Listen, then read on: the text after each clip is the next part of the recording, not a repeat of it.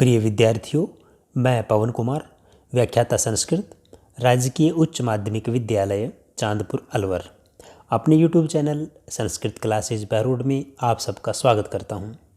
इस वीडियो में हम संस्कृत साहित्य कक्षा 12 की पाठ्यपुस्तक विजेत्री के एकादश यानी 11वें पाठ नित्यः सौकार्यम साधनीयम का अध्ययन करेंगे।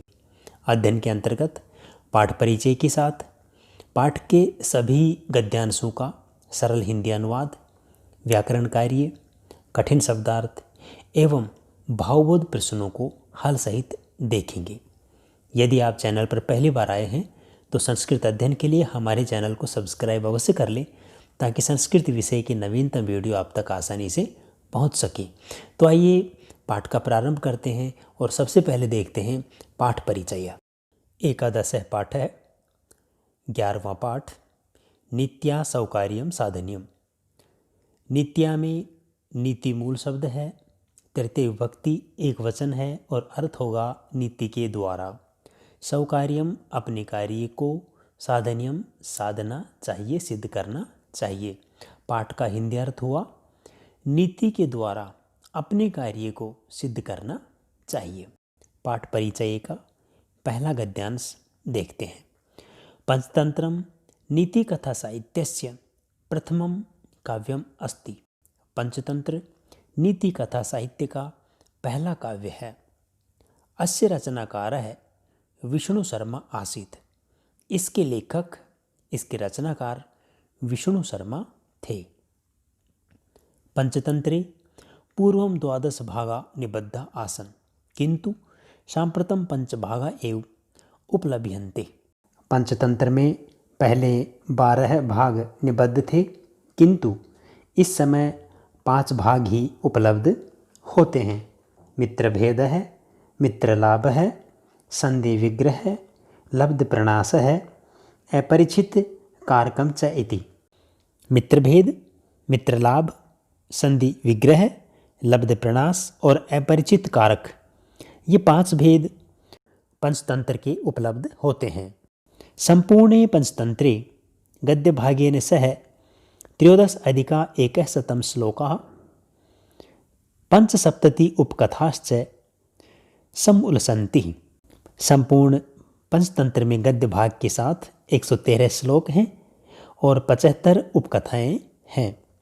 पंचतंत्र से प्रथमो अनुवादः पहलवी भाषायां ख्रीस्तस्य 6th शताब्द्याम् अभवत्। पंचतंत्र का पहला अनुवाद पहलवी भाषा में ईसा की 6ठी शताब्दी में हुआ था। पंचतंत्र से रचनाकाल है ईस्वीयस्य 3य शताब्दी आसीत इति विदुषां विवेचन अनुसारेण प्रतीयते। पंचतंत्र का रचनाकाल ईसा की 3री शताब्दी था, ऐसा विद्वानों के विवेचन से प्रतीत होता है। इस गद्यांश में हमने देखा कि पंचतंत्र नीति कथा का पहला काव्य है। इसके रचनाकार विष्णु शर्मा थे।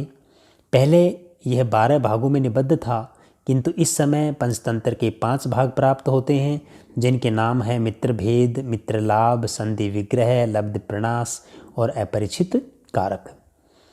संपूर्ण पंचतंत्र में गद्य भाग के साथ 113 श्लोक और 75 उपकथाएं प्राप्त होती हैं। पंचतंत्र का पहला अनुवाद पहलवी भाषा में ईसा की 6ठी शताब्दी में हुआ था और विद्वानों के विवेचन के अनुसार पंचतंत्र का रचनाकाल जो माना जाता है वह माना जाता है ईसा की 3री शताब्दी। इस प्रकार से ये गद्यांश हमने पढ़ा। आइए देखते हैं अगला गद्यांश। महिल्यारोप्य राजा अमरशक्तेः त्रयः पुत्राः परम ते च मूर्खः आसन्। महिल्यारोप्य के राजा अमर शक्ति के 3 पुत्र थे किंतु वे सब मूर्ख थे। एकदा स विष्णु शर्मणो शिक्षण विषये महत्म्यं श्रुतवान् अतएव सत्कृत्य तम आनीतवान्। एक बार उसने विष्णु शर्मा के शिक्षण की महिमा के बारे में सुना, इसलिए उसको सम्मानपूर्वक लेकर आए। अमरशक्ति पुत्रत्रयं शिक्षयितुं निवेदितवान्। अमरशक्ति ने 3 पुत्रों को शिक्षित करने के लिए निवेदन किया। विद्वान पंडित विष्णु शर्मा अपि तान पाठ्यतुम प्रतिज्ञातवान। विद्वान पंडित विष्णु शर्मा ने भी उनको पढ़ाने के लिए प्रतिज्ञा की। कथात्मक शिक्षणेन ते त्रयो अपि राजपुत्राः स्वल्पकालेन एव विद्वांसः नीतिनिपुणाश्च अभवन्। कथात्मक शिक्षण से वे तीनों राजकुमार थोड़े ही समय में विद्वान और नीति निपुण हो गए। इस गद्यांश में बताया गया है कि महिल्यारोप के राजा अमर शक्ति के 3 पुत्र थे, लेकिन तीनों ही पुत्र मूर्ख थे। राजा उनके बारे में बड़े चिंतित थे और राजा ने विष्णु शर्मा नाम के विद्वान पंडित की शिक्षण विधि के बारे में सुना और उसको सम्मानपूर्वक ले आए और अपने तीनों पुत्रों को शिक्षित करने के लिए निवेदन किया। विष्णु शर्मा ने भी उनके पुत्रों को पढ़ाने का संकल्प लिया, कथाओं के माध्यम से उनको शिक्षित करने लगा और थोड़े ही समय में राजा के तीनों पुत्र विद्वान और नीति निपुण हो गए। आइए देखें आगे। संकलित कथा पंचतंत्र से चतुर्थ तंत्र लब्ध प्रणास्तः गृहीता यस्याम प्रधान शिक्षा मिलति यत बुद्धिमान मनुष्य है सब कार्यम नित्या साध्यति। संकलित कथा पंचतंत्र के चतुर्थ तंत्र लब्ध प्रणास से ली गई है, जिसमें प्रधान शिक्षा मिलती है कि बुद्धिमान मनुष्य अपना कार्य नीति से सिद्ध करता है। अस्मिन् संसारे अनेकै मनुष्यैः सह संपर्कः भवति ते च भिन्न भिन्न विचारवन्तः सन्ति। इस संसार में अनेक लोगों के साथ संपर्क होता है और वे अलग अलग विचार वाले होते हैं। अधिक बलशालिनः अपि सन्ति निर्बलाः अपि सन्ति। अधिक बलशाली भी हैं और निर्बल भी हैं। तै सह पृथक पृथक व्यवहारेण स्वकार्यं साधनीयम्। उन सब के साथ अलग अलग व्यवहार से अपना कार्य सिद्ध करना चाहिए।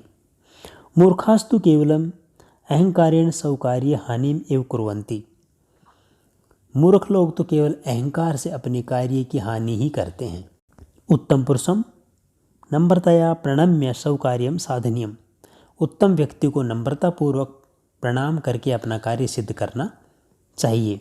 सूरः भेद नित्या स्व अनुकूलः कार्य है यह निकृष्टः अस्ति किंतु बलशाली वर्तते तस्य कृते स्वल्प प्रदानम उचितम। यश्च संपराक्रमः किं वा दुर्बलः स पराक्रमेण जेतव्यः। उत्तम व्यक्ति को नम्रतापूर्वक नमस्कार करके अपना कार्य सिद्ध करना चाहिए। वीर को भेद नीति से अपने अनुकूल करना चाहिए। जो नीच है किंतु बलशाली है उसके लिए थोड़ा सा देना ही उचित है, और जो अपने समान पराक्रम वाला है या अपने से दुर्बल है उसे पराक्रम के माध्यम से जीत लेना चाहिए। एतत् एव राजनीति मूल मंत्रम। यही राजनीति का मूल मंत्र है। जो पाठ हम पढ़ रहे हैं नित्या स्वकार्यम साधनीयम, वह पाठ पंचतंत्र के चौथे भाग लब्ध प्रणास से तो संकलित है ही, साथ ही इसकी मुख्य जो शिक्षा है वह यह है कि इस संसार में हमारा संपर्क अनेक लोगों के साथ होता है। सभी लोगों के विचार अलग होते हैं, सोच अलग होती है और स्वभाव अलग होता है। उन सभी लोगों के साथ हमें किस प्रकार से अपने कार्यों को सिद्ध करना है इस बारे में इस पाठ में बताया गया है। जैसे उत्तम लोग जो हैं उनको विनम्रता के माध्यम से अपने अनुकूल बना सकते हैं। वीर जो लोग हैं उन्हें भेद नीति के माध्यम से हम अपने अनुकूल बना सकते हैं, और जो निकृष्ट हैं, जो नीच लोग हैं, उन लोगों को कुछ लालच, कुछ लोभ दे करके अपने अनुकूल किया जा सकता है। और जो समान पराक्रम वाले हैं या अपने से कम पराक्रम के निर्बल हैं उन्हें जीत करके अपने अनुकूल कर लेना चाहिए। यही राजनीति का मूल मंत्र बताया गया है और यही सफलता का मूल मंत्र है। अब तक हमने पाठ परिचय से संबंधित 3 गद्यांशों को पढ़ा। कथा को प्रारंभ करने से पहले आइए हम देख लेते हैं पाठ परिचय से संबंधित बोध प्रश्नों को। पहला प्रश्न है, नीति कथा साहित्य से प्रथम काव्यम किम अस्ति। नीति कथा साहित्य का प्रथम काव्य कौन सा है? उत्तर होगा पंचतंत्रम। दूसरा प्रश्न है, पंचतंत्र से रचनाकार है कै आसीत। पंचतंत्र के रचनाकार कौन थे? उत्तर होगा विष्णु शर्मा। तीसरा प्रश्न, पूर्वे पंचतंत्र कतिषु भागेषु निबद्ध आसीत। पहले पंचतंत्र कितने भागों में निबद्ध था? इसका उत्तर होगा द्वादश भागेषु, यानी कि 12 भागों में निबद्ध था। और चौथा प्रश्न है, सांप्रतम पंचतंत्रस्य कति भागा उपलभ्यन्ते तानि नामानि लिखत। इसमें पूछा गया है कि इस समय पंचतंत्र के कितने भाग उपलब्ध होते हैं, उनके नाम लिखिए। तो आप आसानी से बता देंगे, सांप्रतम पंचतंत्रस्य पंचभागा उपलभ्यन्ते। इस समय पंचतंत्र के 5 भाग उपलब्ध होते हैं।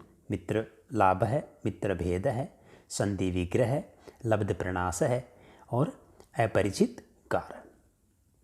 पांचवा प्रश्न, पंचतंत्र से रचना काल है लिखत। पंचतंत्र का रचना काल लिखिए, यानी कि पंचतंत्र किस समय लिखा गया था?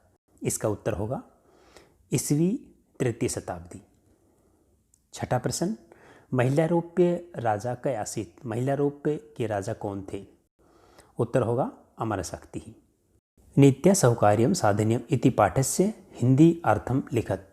इस पाठ का हिंदी अर्थ लिखना है, तो इसका उत्तर होगा नीति से अपने कार्य को सिद्ध करना चाहिए। इस वीडियो में इतना ही। अगले वीडियो में पाठ की कथा का प्रारंभ करेंगे और अध्ययन को जारी रखेंगे। तब तक आप जुड़े रहिए, पढ़ते रहिए। धन्यवाद।